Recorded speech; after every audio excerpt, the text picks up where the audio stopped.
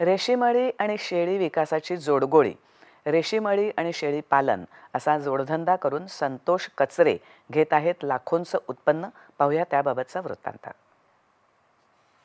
शेतकरी नेहमीच शेतीसोबत दुसरा जोडधंदा करतो.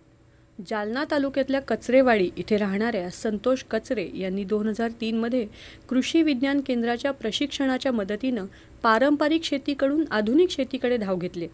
सुरुवातीला 1 एकर शेतीमध्ये तुतीची शेती करून त्यांनी वर्षाला 2.5 लाख रुपयांचं उत्पन्न घेतलं. संतोष कचरे 2016 पासून रेशीम शेती करत दरवर्षी 12 ते 16 लाखांचं उत्पन्न घेत आहेत. माझ्याकडे 4 एकर रेशीम शेती आहे.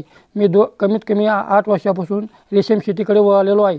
या शेतीमधून मला उत्पादन कमीत कमी प्रत्येक वर्षी 12 ते 13 लाख रुपये मिळतात. स्वतः मी बाहेर रुपया न खर्च करता फक्त अंडीपुंज आणून त्याची मी चॉकी करून शेतामध्ये आणतो.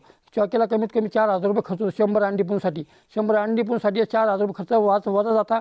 मी स्वतः फक्त 1,500 रुपयात चॉकी करून शेतामध्ये आळी आणतो आणि माझं मागच्या वर्षी कमीत कमी 12 लाख रुपये उत्पादन झालं होतं. रेशीम शेतीला जोड म्हणून संतोष यांनी बंदिस्त शेळी पालनाचा व्यवसाय सुरू केला. या व्यवसायाची सुरुवात त्यांनी एका शेळीपासून केली आणि आता ते या व्यवसायातून भरघोस कमाई करतात. माझ्याकडे सुरुवातीला मी एक शेळी घेतली 1,000 रुपयाची. 1,000 रुपयाची शेळी घेतल्यापासून मी तिला एक शेळी 3 वर्ष सांभाळल्यामुळे तिच्यापासून 7 शेळ्या तयार झाल्या व तिसऱ्या वर्षी विकल्यानंतर 14 शेळ्या झाल्यानंतर 7 शेळ्या विकल्या आणि 7 शेळ्या घरी ठेवल्या. 7 शेळ्यापासून अजून चालू झालं की मी 7 शेळ्या त्या कमीत कमी 42,000 रुपये विकल्या. आता आणखीन 7च्या 14 झाल्या. ह्या आणखीन 42,000 विकणं मला म्हणजे प्रत्येक वर्षी एका शेळीपासून 42,000 रुपये उत्पादन मिळत आहे. शेतकऱ्यांना एकच संदेश आहे की त्यांना कुठेही न भटकता शेळी आणि आळी जर ही केली तर त्यांना त्याच्यात उत्पादन निघून त्यांना काही करायची गरज पडणार नाही. जालन्याचं हवामान लक्षात घेता तिथल्या शेतकऱ्यांनी रेशीम आळी आणि शेळी पालन हा जोडधंदा करावा असा सल्ला जालना कृषी विज्ञान केंद्राचे तज्ज्ञ डॉक्टर HM आगे यांनी दिलाय.